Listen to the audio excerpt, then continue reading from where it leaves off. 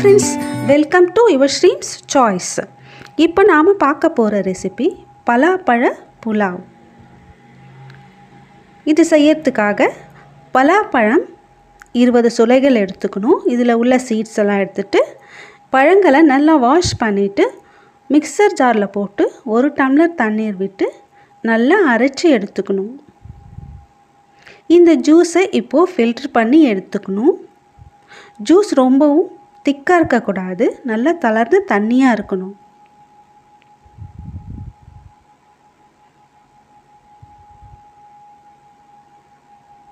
இந்த அளவுக்கு இருந்தால் போதும்.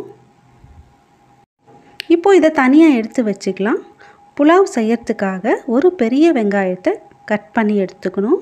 பச்சை மிளகாய் 5 இல்லை 10 எடுத்துக்கலாம். குடைமிளகாய், இஞ்சி பூண்டு விழுது, புதினா கொத்தமல்லி, பாஸ்மதி ரைஸ்.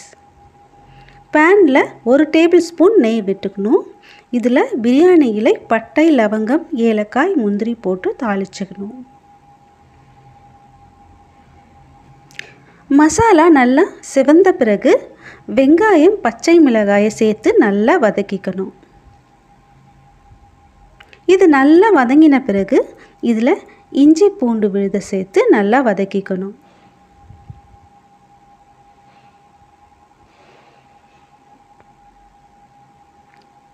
இது வதங்கின பிறகு இதில் பலாப்பழ ஜூஸை சேர்த்துக்கணும். 1 கப் அரிசிக்கு 3 கப் அளவுக்கு இந்த ஜூஸ் சேர்த்து நல்லா கலந்துக்கணும்.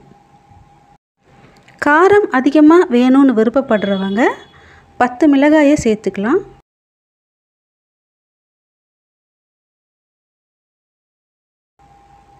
இப்போது இதுக்கு தேவையான மஞ்சள் தூள், உப்பு சேர்த்து நல்லா கலந்துக்கணும்.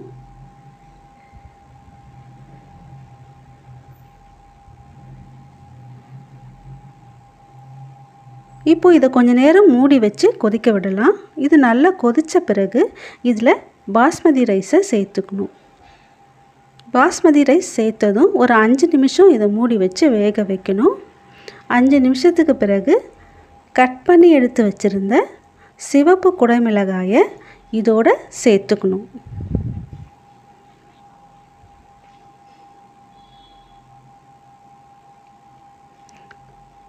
குடைமிளகாயை சேர்த்துட்டு இதை நல்லா கலந்து விட்டுட்டு சிம்லையே வச்சு ஒரு 10 நிமிஷம் வேக வைக்கணும்.